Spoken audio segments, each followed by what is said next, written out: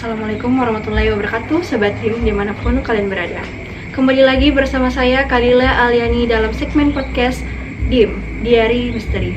Pada podcast kali ini, seperti biasanya, kita bakal ngebahas tentang pengalaman-pengalaman mistis atau cerita-cerita horor yang sudah dialami oleh kedua narasumber saya yang sudah saya datangkan, yaitu Mbak Auliahani dan Mbak Novi Nur Ramadhani yang merupakan mahasiswi dari Universitas UIN Alauddin Makassar jurusan Komunikasi Penyiaran Islam.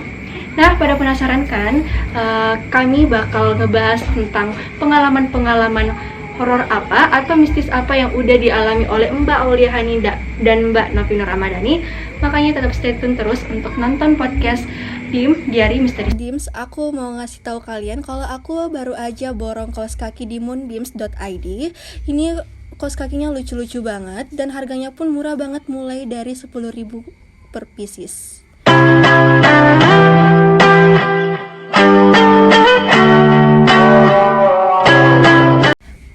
Pilihan warna dan motifnya pun banyak banget, tapi jangan salah Sobat Dims, meskipun harganya murah banget, ini kualitasnya tuh nggak main-main.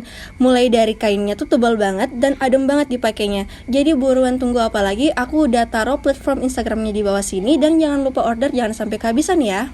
Nah Sobat Dims, aku udah penasaran banget nih dari tadi mau nanya-nanya sama Mbak Auliahani dan Mbak Novi tentang pengalaman mistis apa yang udah mereka alami. Langsung saja di depan saya udah ada Mbak Auliahani dan Mbak Novi Nur Ramadhani. Apa kabar Mbak Aulia dan Mbak Novi?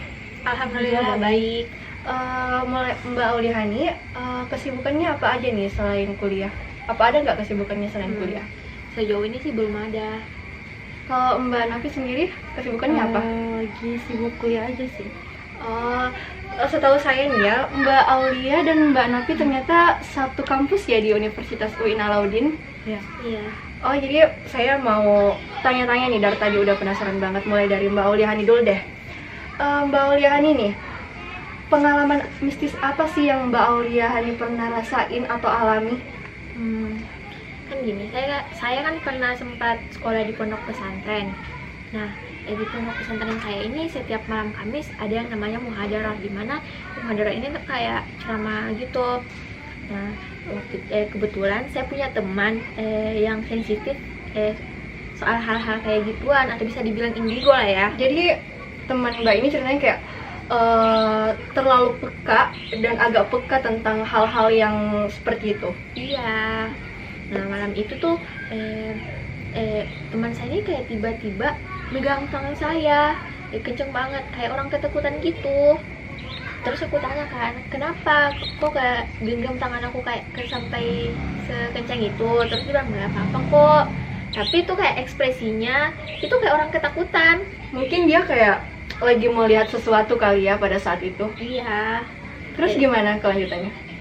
Nah, setelah balik dari muhadarah itu kita udah siap-siap kan buat tidur. Nah, tapi baru mulai ada kayak kejanggalan gitu tuh pas teman-teman udah pada tidur. Kayak situ tuh auranya kayak mencekam banget gitu. Terus kayak lama-lama, kayak makin lama tuh kayak aku dengar suara yang kayak garuk-garuk lemari gitu.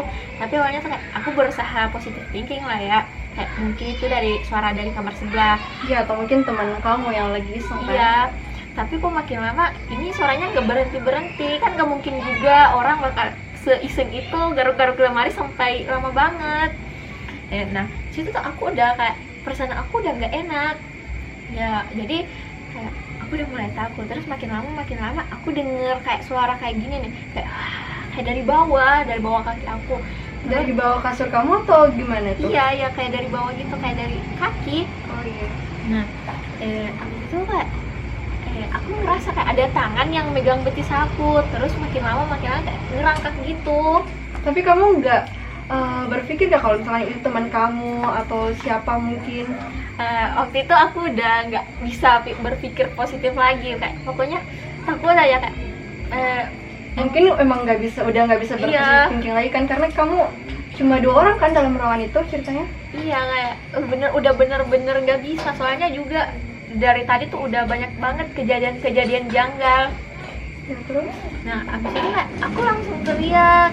Terus teman aku bilang kenapa? Terus aku bilang kalau aku dengar kayak ada suara-suara, terus ada yang ngerangkak di kaki aku, tambah lama kayak tambah naik. Terus teman aku bilang gini nih, ya udah nggak apa-apa, itu nggak ada apa-apa kok. Ya mungkin karena kalau misalkan kita takut gitu pasti malah seneng banget diganggu gitu sama dia. Iya. Iya, tapi kan teman kamu juga kayak berusaha nenangin kamu kan pada saat itu. Tapi kamu agak nggak nyaman nggak setelah kejadian itu? Nah, iya sempat bukan semingguan lah setelah kejadian itu tuh aku kayak ke kamar mandi harus ditemenin. Pokoknya kayak aku nggak mau sendiri gitu, apalagi kalau malam-malam ya kan. Iya. Tapi kamu sendiri nih, emang peka nggak sama hal seperti itu atau ini baru pertama kali kamu ngerasain hal-hal mistis seperti ini? Gimana ya, kalau dibilang peka enggak, tapi kalau ngalamin hal-hal yang kayak mistis gitu sempat beberapa kali. Tapi ini yang paling nyata gitu, kayak soalnya kayak sampai nyentuh gitu kan. Sebelumnya kayak cuma kayak suara kayak gitu-gitu doang, nggak sampai nyentuh. Terus setelah kejadian itu kamu tanya nggak sama teman kamu yang indigo itu, apa dia tahu gitu? Nah iya, besoknya tuh aku tanya kalau sebenarnya tuh dia kenapa tiba-tiba pegang tangan aku kencang banget kan. Terus dibilang kalau dia tuh lihat di belakang mimbar itu ada orang, tapi mukanya tuh nggak jelas, tapi dia tahu kalau itu orang. Orang ini maksudnya di sini apa nih, kayak makhluk halus kah atau? Iya kan, kan gini nih, di belakang mimbar maksud aku kan mimbarnya tuh pas di belakang mimbar tuh kayak kaca kan. Terus kita tuh ceramahnya di musola di lantai 2 kan, gak mungkin ada orang yang itu kan. Tapi kamu sendiri nih kayak udah ngelupain hal itu nggak, atau udah biasa aja kalau ingat hal seperti itu? Kalau ingat kejadian itu sih udah nggak apa-apa ya kan, kejadiannya juga udah lumayan lama. Tapi kalau ini aku emang orangnya lumayan penakut. Jadi mungkin udah nggak mau pikirin lagi ya tentang hal itu. Oke, makasih Mbak Auliani. Nah Sobat Dim, sekarang aku mau nanya-nanya lagi nih tentang pengalaman mistis yang dialami oleh Mbak Novi. Mbak Novi sendiri nih, pengalaman mistisnya tuh dimulai sejak kapan nih? Jadi pengalaman mistis saya itu pada waktu saya masih mondok. Jadi waktu itu saya mondok, pada malam itu saya habis pulang dari mengaji di masjid kan, ngaji malam habis isya, terus udah pulang tuh, udah harus tidur. Terus habis itu teman-teman aku yang lain itu, teman-teman kamar aku yang lain harus mereka lagi murojaah di teras kamar gitu.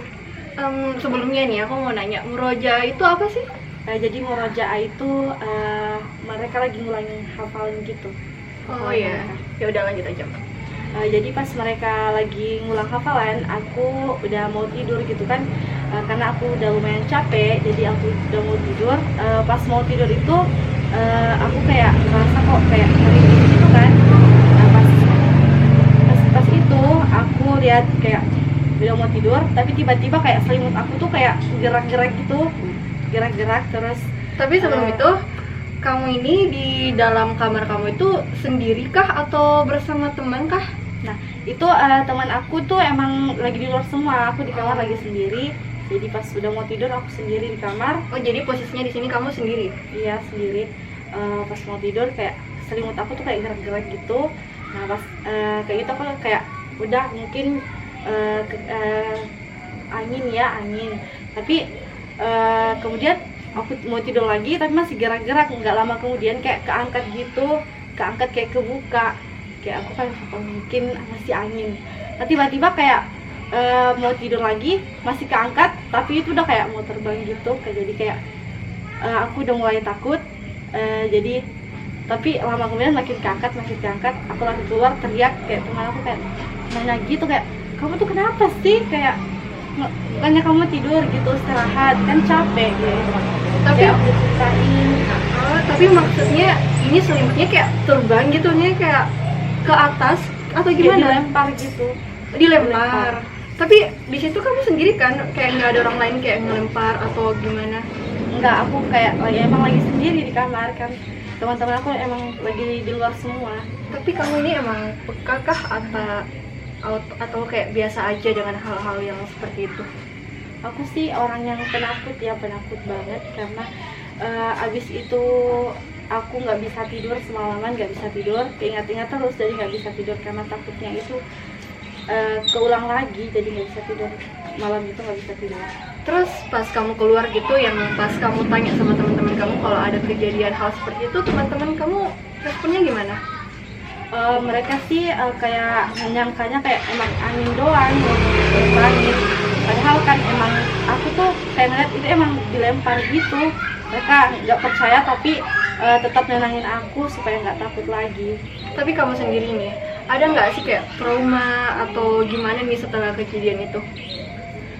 Trauma sih pasti ada, karena setiap aku mau tidur kayak berusaha untuk nenangin diri supaya nggak ingat-ingat lagi hal itu, berusaha untuk tetap berdoa supaya dilindungi gitu, nggak diganggu-ganggu. Tapi kamu bukan tipe yang kepo ya, kayak bukan tipe yang kepo kayak mau lihat selimut apa gitu, yang kayak di belakang selimut itu kamu nggak kepo ya, kayak nggak pengen cari tahu tentang apa yang terjadi pada saat itu?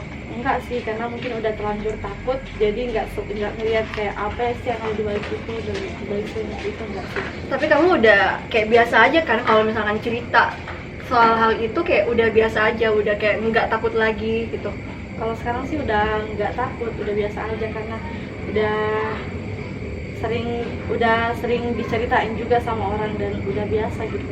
Iya, soalnya aku juga pernah kan, maksudnya aku pernah ngalamin hal seperti itu, yang bener-bener aku juga sentuhan, kayak makhluk itu kayak bener-bener ada di belakang aku dan nyentuh gitu, tapi kayak lama-kelamaan ya udah lupa aja gitu. Karena sejatinya kan kalau misalkan kita takut ya, kita tuh kayak makin senang diganggu. Tapi kalau misalkan kita pembawaannya santai, nggak mikirin macam-macam, aku yakin kita pasti kayak selalu dalam energi yang positif, ya kan?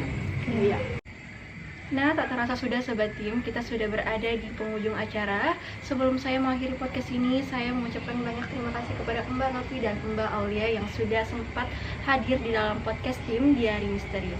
Untuk seluruh staf yang bertugas, saya mengucapkan terima kasih. Dan jangan lupa untuk menantikan podcast Diari Misteri di episode selanjutnya. Bye-bye.